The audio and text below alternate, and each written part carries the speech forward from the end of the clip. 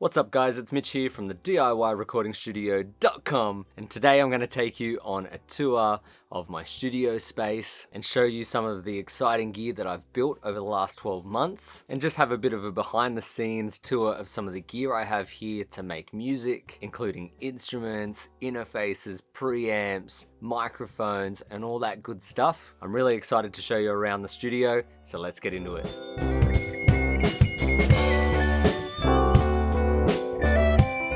So welcome back to the channel guys, and by the time you're watching this, we should be at 1,000 subscribers, and I just want to thank every one of you that has subscribed so far so very much. It's really exciting to see the channel grow, and it's amazing to see you all enjoying this content, and it's just really rewarding to see people actually enjoying and subscribing to the channel. It just makes it all so worth it. So to all of you, just a big thank you from me, and I can't wait to make more videos and more content that you guys enjoy. If there's anything you want to see in upcoming videos, make sure you hit me up in those comment sections down below. So it's been a pretty crazy 12 months with us being locked indoors and not being able to go out as much, and I kind of tried to use that time in a positive way and build as much gear as possible and kind of grow my own studio space in a way that I can be more creative and also create awesome content for you guys to watch and just really demonstrate how far down this rabbit hole of audio DIY we can go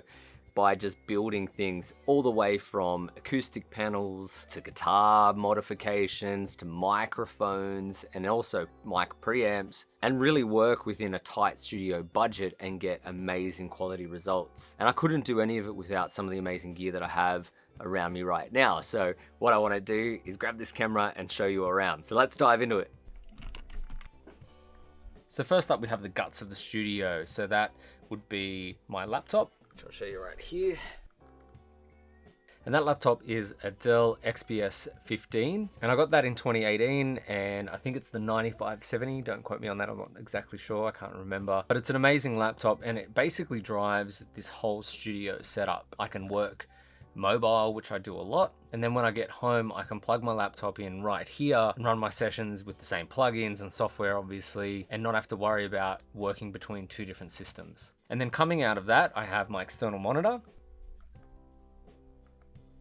and that monitor is basically just a cheap 4K monitor. It's great for editing, it's a nice size, it means I can zoom in on WAV files if I'm editing audio, and it makes it really easy to edit for video as well. And combined with the laptop, I end up with two screens, the top screen being for editing with audio and the bottom screen, my laptop screen, being for faders. And basically that just makes for a really quick and easy workflow. Now off to the left of me over here, I have my interface, and that's the second core component of the studio setup. It's the Zen Tour from Antelope Audio. It's an amazing quality interface. It's very high quality conversion rate, and high quality preamps and versatility allow me to work mobile and mix on things like headphones, but also go out into better monitors when I have the ability to do that. But once again, when I come home and I work in the studio space here, I can just set it up really quickly and easily. And when I'm here, it drives my whole studio and my monitoring and all my ins and outs. And this wheel here controls monitors and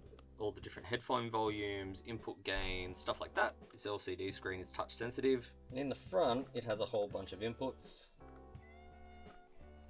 On the side here, it actually has two ADA in and outs, which I can then patch in two different interfaces for multiple ins and outs. So next up behind me, we have the monitors that I use when I'm mixing in the studio here, and they're the Eve SC207s. I haven't actually done a review on those yet, but they're great sounding monitors right here. And those are great sounding monitors. They're actually designed by the same people that did the Atom audio monitors. One of those guys left and then created Eve, who said Germans don't have a good sense of humor. Then also behind me we have one of the figure points of this studio and one of my favorite pieces of gear that I'm using at the moment. It's the 500 series rack and preamps that I have. Here we have the MP573 and EQ573, which are Neve style preamp and EQs from Sound Sculptor. We have the VP28s from Cappy, and then we have the MP566 tube mic preamps, also from Sound Sculptor, in my Rupert Neve Designs 500 series rack. And all of those preamps sound amazing. They all have their own different character. And if you've been following my channel, you'll know that I've done a bunch of build videos and that these preamps and EQs are fully DIY and I've built them myself. And I've got more shootout videos on those coming soon. And then last but not least, we have my patch bay that connects all these bits of gear together. My microphones are basically pre-patched into the patch bay, and then I can route the signal from any of those mics into any of my preamps and then into my interface, which allows for a whole bunch of flexible options. And I can also use the line outs on my interface if I want to use these preamps and EQs externally, kind of like plugins, which is pretty amazing. And I've got some videos on that coming real soon, but I'll show you that patch bay right here. So that's basically the front end of the studio. Let's have a look at some of the other gear that I've got happening here as well. First up, we've got my Telecaster that I put some custom pickups in recently. If you haven't seen that video, you should definitely go check it out. And that's just an Affinity Squire Telecaster, but I put a pair of custom Fender 64 pickups in it, and it sounds great. Above that, I have my Fender Affinity Series Jag bass, and that's a short scale bass. And it also sounds really good. And what I like about that bass guitar is actually that it's short scale, so it means that I can fret it really easily and play it, even though I'm a bit of a hack on bass, but it just really helps with my songwriting. And then over to my right over here, we've got my guitar amp. Here we've got the Vox MV50, which is my go-to amplifier most of the time, running into my old Marshall combo, and it's got a 57 permanently there, so I can record nice and quickly. And that MV50 sounds pretty great. I haven't really done a video on that, but if anyone wants info on those, hit me up in the comment sections down below. And then if we come across a bit further over here, we've got my other guitars. We've got my Takamine acoustic guitar in black, of course, and then an Epiphone Gibson copy. And that Epiphone Gibson copy, I'm actually going to be doing a custom job as well, like I did with my Fender. So that's going to be an exciting project, but stay tuned for that. And then behind me, we have my drum kit that I do a lot of recording on.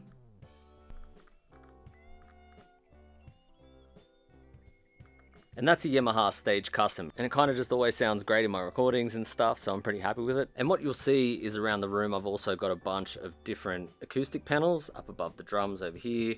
I've got a cloud, and then I've got some panels on the back wall there. And then all along the sides, I've got acoustic treatment and whatnot. And on the back wall for mixing. And basically what I did with this room is make it quite dead. It's not ideal for everyone for recording to have such a dead room, but I like it for having such a dry drum sound. And then in post, I can add room sounds and reverbs and all of that good stuff. And it being drier in here means it sounds great for mixing and also recording things like guitars and vocals. And just off to this side, I'm going to show you all my little bits of extra gadgets that I have. First up, we have my Akai MPK MIDI keyboard. I also have an MPD 226, which I don't use as much anymore. And I also have a bunch of guitar effects. Big Muff comes in handy a lot. A Rat distortion pedal, the DS2 distortion pedal, and this is just a mic booster for the ribbon microphones that I use. A cheap headphone amp that comes in handy every now and then. And that's basically it for the main room. This is all the gear that I used to record and make music. And I'll quickly go show you my storeroom where I keep all my microphones and headphones and all that gear. So let's go have a quick look at that.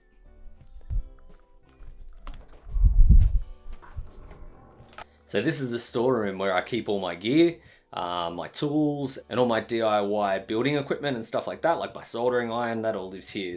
And it helps to keep all this really, really organized in a way so I can find stuff and I don't have to stuff around when I'm trying to get a video going or getting a tracking session happening.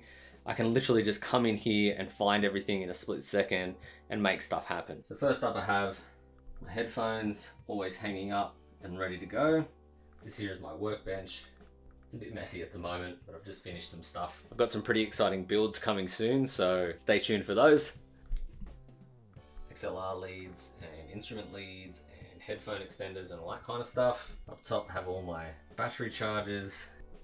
Then I have tools and tape, lecky tape, masking tape, gaff tape, all that good stuff. And then pliers and measuring tape, a whole bunch of tools that I might need in a pinch. So in that cupboard, there's just all the stuff that I might need in a pinch if I need to get a session going, if I need to fix something really quickly, or if I need to tape something up. All my tools and bits and pieces are there in that cupboard. And then over this side is where my microphones live.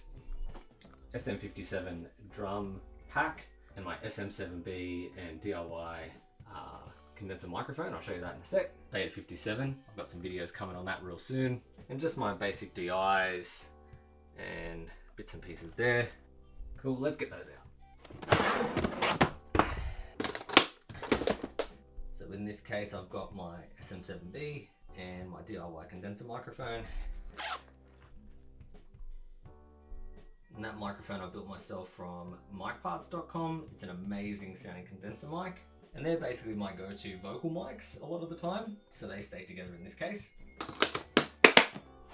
And this is my SM57 case, which most of them are on the drum kit right now and on my guitar amp. Usually there's a Beta 52A and a couple more 57s. And then these are my ribbon mics, I'll get those. And I built both of these and they come from bumblebeeproaudio.com. They're great sounding ribbon microphones. I use them on a lot of different sound sources and they're a really fun build to do as well. And I saved a lot of money by building these myself. And then there's just some guitar cleaning gear, which always comes in handy. Plenty of drumsticks and just tools and stuff. So that's all my microphones and bits of gear on this side. And then over here, I have some more tools as well. This cupboard has a bunch of percussion gear, shelves with tools, bits and pieces, screwdrivers, Allen keys, all that good stuff. My extra mic stands and some guitar cases. So as you can see in here, everything is pretty well organized and everything was just kind of designed and laid out in a way that I could get to everything quickly as I needed it. So I didn't have to waste time if I'm trying to create content or if I'm recording an artist, and nothing stifles creation more than having to go rummage for stuff that you can't find and then getting frustrated when you can't find what you need. But that's most of the tour, so let's jump back into the studio. So that's the studio. I hope you enjoyed the tour, and thanks all of you that have subscribed to the channel so far. And if you're new to the channel, don't forget to hit like and subscribe. And if there's anything else you'd like to see in future videos, hit me up in those comment sections down below. I'm Mitch from the DIYrecordingstudio.com, and I'll catch you soon.